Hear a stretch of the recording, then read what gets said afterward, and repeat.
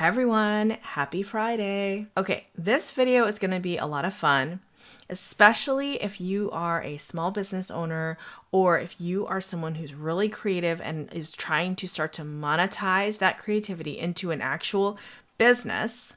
Okay, I'm going to take you through what I think are going to be 3 to 4 really useful tips and strategies that could be helpful and help you shortcut the learning curve when starting your first business. Okay, the first point that I want to make is that I want you to start thinking about marketing and specifically showing up on social media as your friend.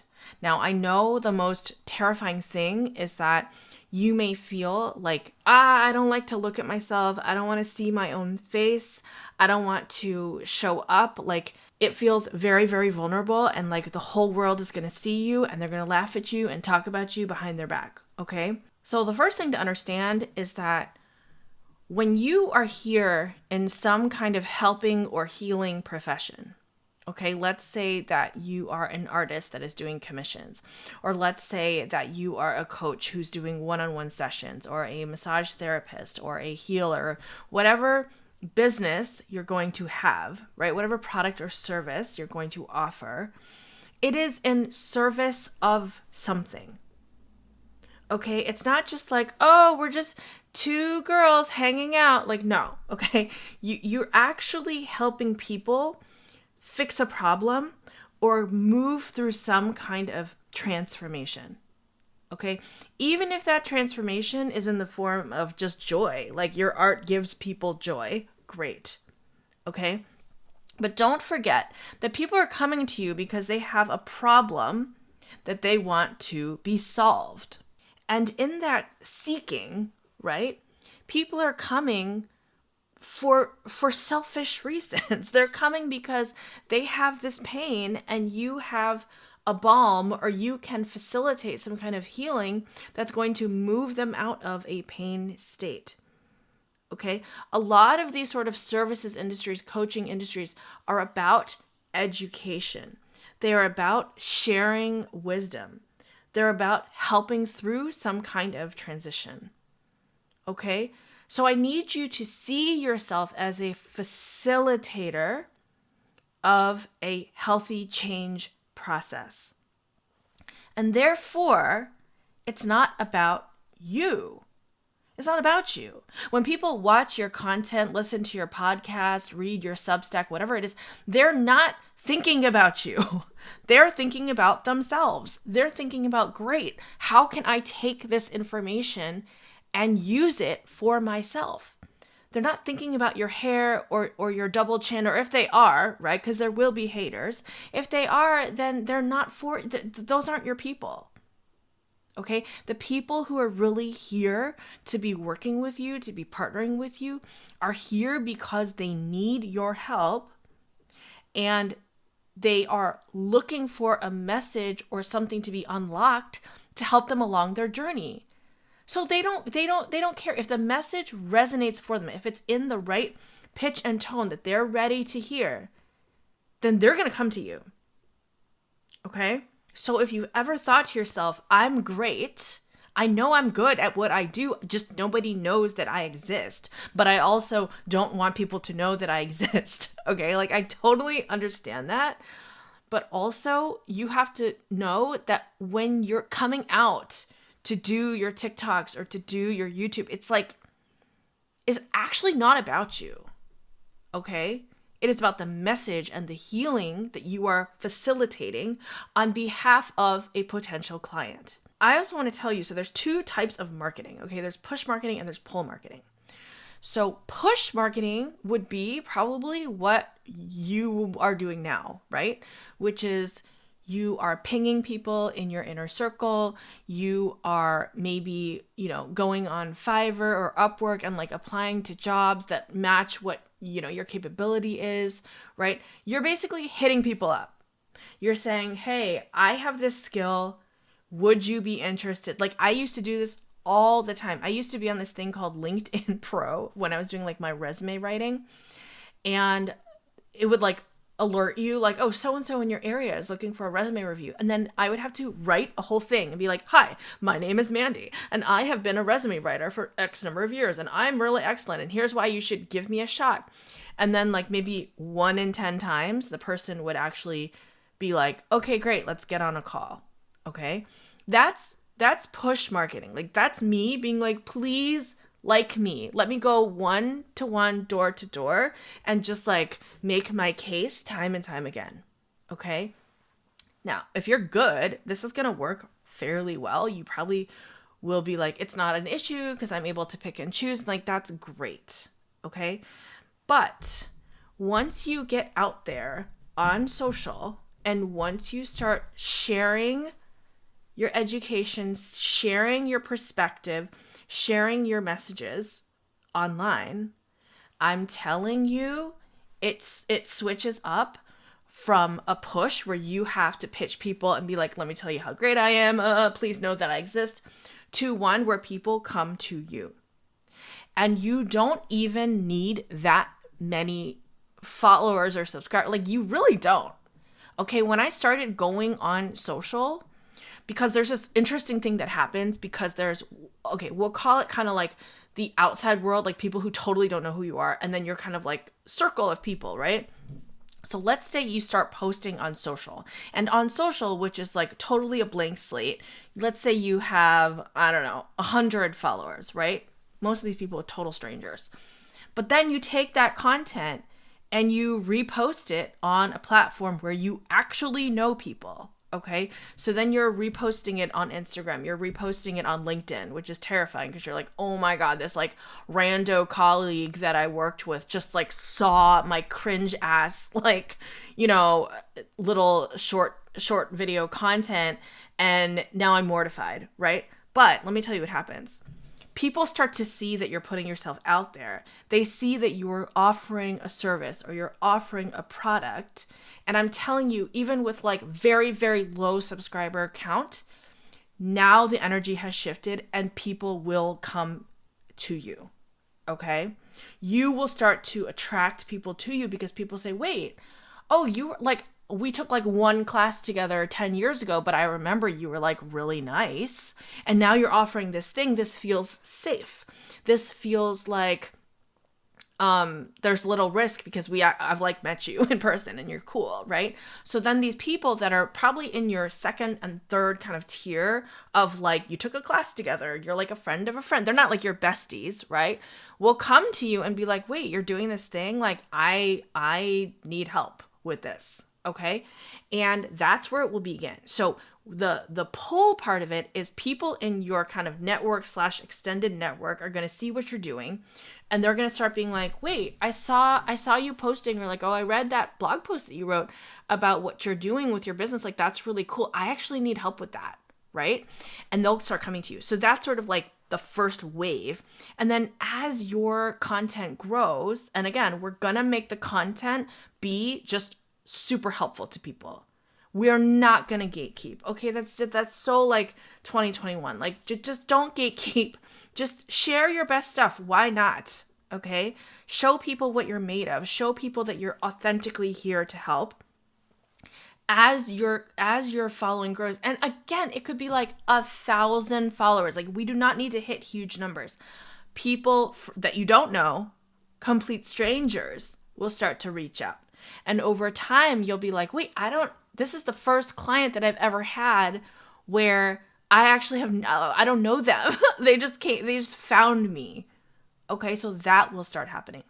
But none of that is going to happen unless you put yourself out there, unless you actually share your content and share your messages with people. Another point that I want to make on that is like, people think that you have to be so smart or you have to have this strategy, or no, you don't. You don't, okay?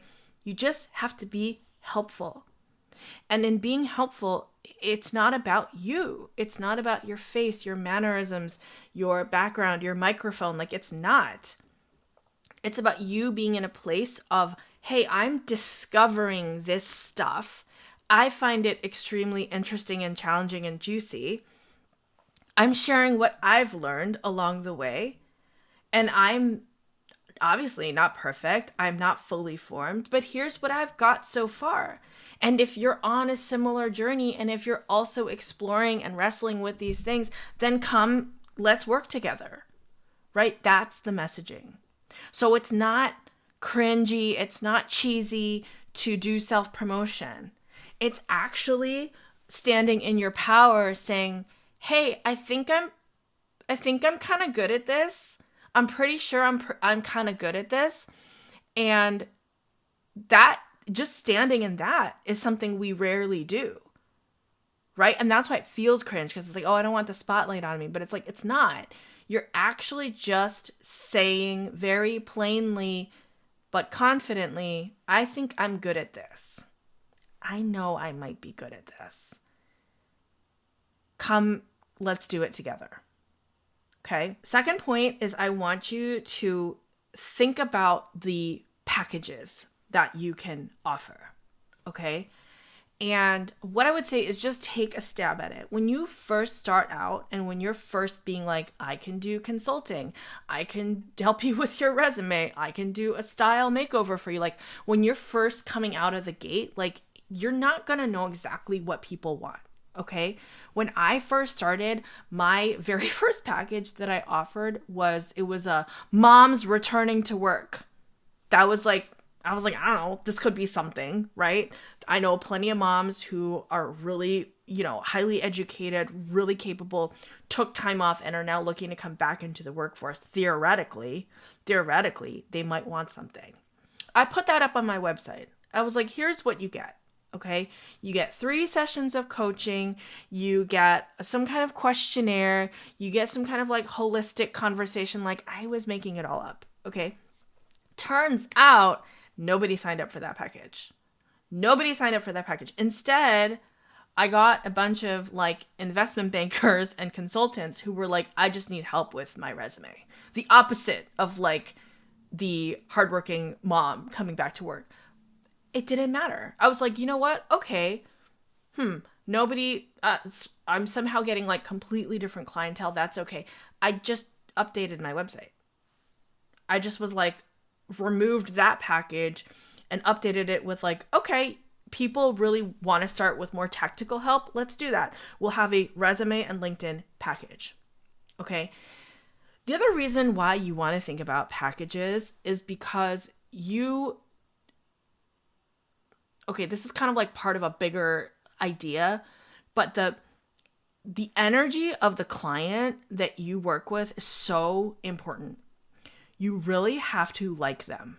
And I know that sounds, I don't know how that sounds. Maybe that sounds logical to you, or maybe that sounds, if you're, a little more practical, where you're like, well, I don't want to say no to people. Just because I don't like them? Okay, but here's the difference, guys. The difference between running your own business and being in corporate America is that you have agency and you have choice.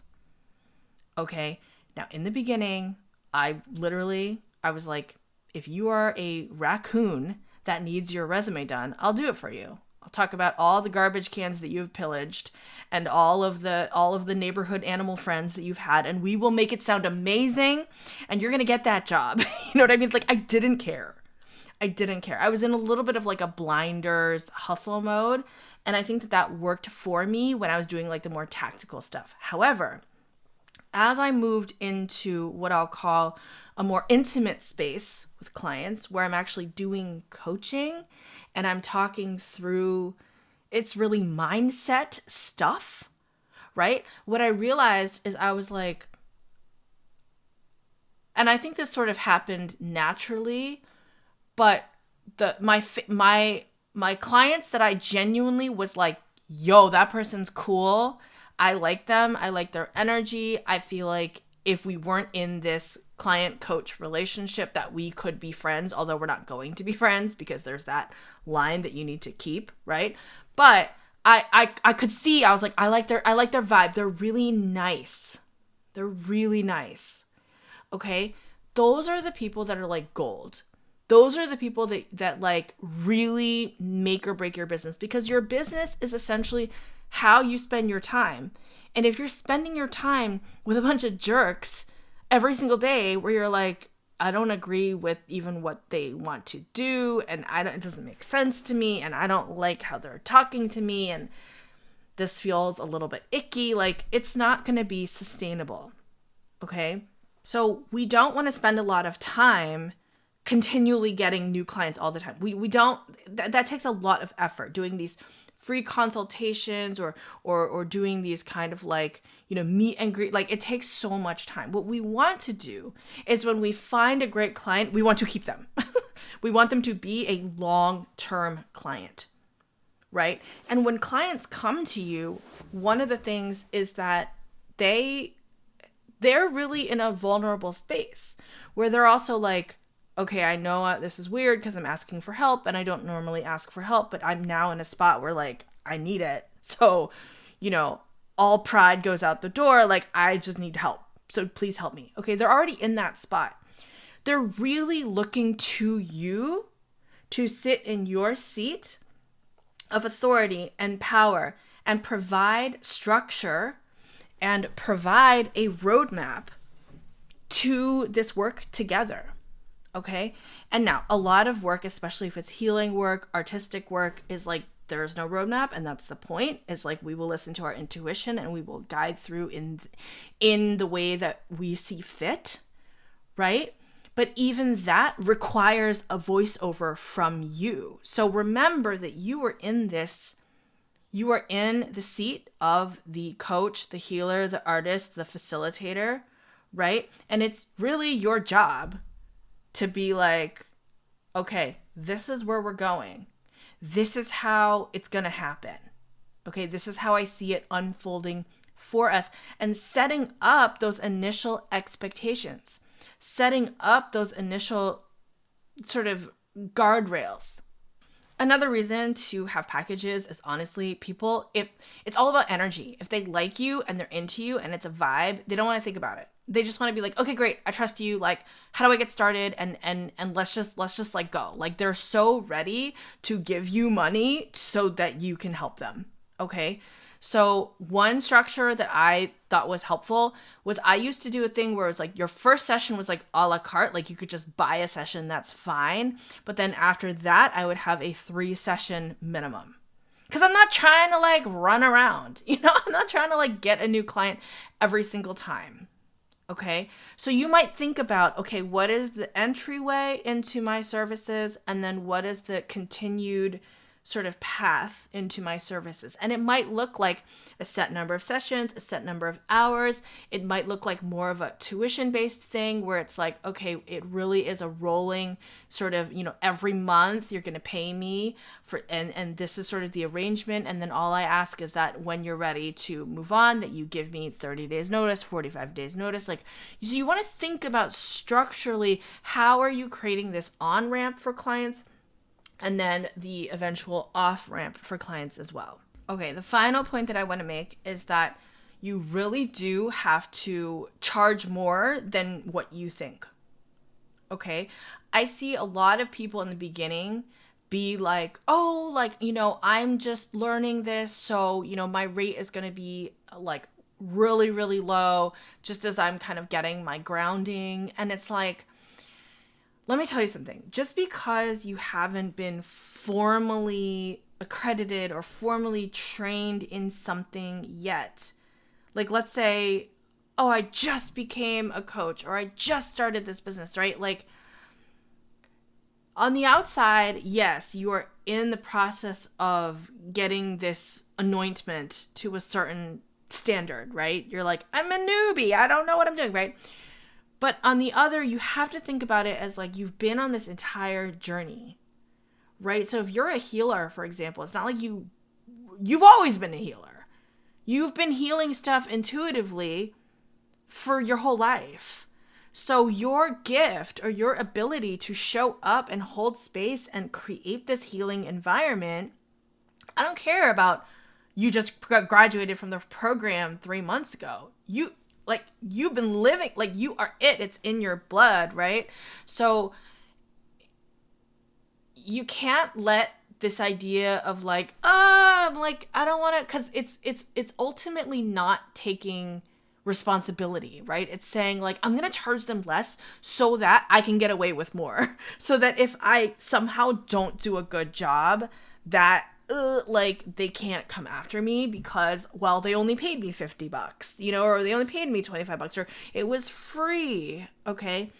I also think, and this is just from my years and years of like coaching, I also think that when people don't pay for stuff, they don't take it seriously. There have been times where with like certain clients where we've had long-term relationship, and then I'm thinking of like one time specifically where like I was like, oh, you know what? Like for this thing, we'll just do a bonus free session because we've been working together for so long. Okay. And then in that bonus free session, it's like the person was like, oh, I'm sorry, I didn't do my homework. Or like, oh, I'm sorry, I know I said I was going to prepare for this thing, but I didn't. Or like they would be more likely to cancel the session because, basically they're not paying for it. So in their mind, they're like, I don't need to get my money's worth. I'm not losing anything if I don't show up completely. It goes both ways. If you're doing stuff for free, like you're also not probably going to show up as completely as if you were even to just get like $100 for it or $75 for it. So charge what you're worth. And here's my rule of thumb. Whatever you want to charge, let's say you want to charge $200 a session, $150 a session. I don't care. Okay, whatever you're going to charge, $500 a session. You do you, okay? Add 25% to it. Like, just because here's the thing is I'm assuming you're not an accounting firm. You're special. Your gifts of what you're offering, the care, the attention, the space that you're providing, the detail, the responsiveness, like what you're offering is like the good shit, So, and by the way, this is kind of like final point addendum, right? Is be careful of people who try to like bargain with you from the get. Okay. Now, I truly believe like it is really just about that energetic connection. But when you have someone who is in a space where they're like, oh my gosh, you're so amazing. I'm just in a bit of a weird financial spot right now, and I can't actually afford that. Do you offer? It's like, I'm all about meeting people where they are, and trust me, I've offered all the time where I'm like, wait, you're a student, don't pay me that much, right? Or I'll be like, wait, you're unemployed, like, let's do 50% off, or like, there's all like, but it should be you dictating that. When you have a client coming to you who's already trying to lowball you or nickel and dime you or be like, oh, actually, we just can't, this isn't going to work for us because, they're just being cheap. They just are, because if somebody legit knows the value of what you're doing, they would never dare to like try to get more out of you. And I feel like when people do that, they've always been problematic. They have been. So if you catch a feeling of, look, this is a use your judgment scenario, okay? So if someone comes and they legitimately, like, you feel such a connection with them and you already are going out of your way to be like, oh my gosh, I'm going to just charge them less because okay, that's awesome. Probably it'll be fine. But if something happens where someone's trying to like increase the scope on you, like, oh, I know we said we were going to only work on this, but can I add all this other random stuff to it? And you're like, hello, that's like 5 more hours of my time. Like, if they start doing that stuff and start making you feel uncomfortable or feel like, I don't know, this feels a little bit weird or a little bit unfair, like, you need to nip that in the bud, because how people are in one way is how they are. How you are in one area is how you are everywhere. Okay? The best clients are the ones who are literally, and I'm telling you it exists. It exists because I've done this for people and because lots of people have done this for me. Like, are the people who are like, wait. No. Like, I'm going to pay you for what you're worth. Like, because there's a certain integrity and a certain kind of like, I don't know, just like, the people who really understand that this is an exchange of energy, but it's also an exchange of dollars because you need to live and you need to do this to be sustainable. And if you just give everybody a break and then you don't have any money for yourself, like, that's actually not healthy for you as a business owner and as an artist, right? So I love the clients who are literally like fight for you and be like, wait, I think I'm going to actually pay you exactly what you asked for. And also, I'm going to refer people to you. And also, like, I've even had a client one time where I was like, I'm going to give you a student discount. And they're like, nope, we're not going to do that because I think that you need to be paid what you deserve. And maybe that's just my own money issue. I don't know. But you really have to be mindful of that exchange as well and that dynamic. Okay. The people who try to like lowball you are just going to be a pain in the butt. Sorry. That's just the truth. And this is a final note. If you've been watching so far and you're like, well, I'm not a business owner and I'm not really thinking about doing that. Okay. There's just one other thing that I want to add. This is specifically to people who have, you know, a deep well of talent or who are just simply very creative and good at your job. Okay. Sometimes people are gonna pull you into projects and try to invite you to do things for free. And you're gonna want to do it because you want to be helpful or you want to be like, you know, karma and all of that. But I think you just have to be really careful because honestly, you are so talented. You are so, so, so talented. And if someone's really taking their stuff seriously and they're like, yeah, I really do want graphic design help. And so can you just pitch in? Like, I don't love that. I really want you to only be doing things where there's like a clear and clean exchange, because otherwise what you might find is you'll be like, wait, I've now done like 3 free meetings and all this free work, and like, you know, I just want you to be careful that you're not looking for affirmation from an external source when instead that energy could be diverted to help you build yourself up, you know, rather than attach yourself to some random ass project where they're just honestly not taking advantage, because I don't think people are like that, but who are benefiting greatly from your immense talent. Okay.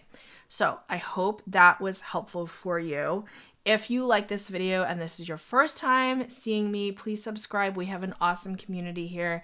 And as always, I will keep making all these videos for you. And I love you guys. Have an awesome weekend and I will talk to you soon. Bye.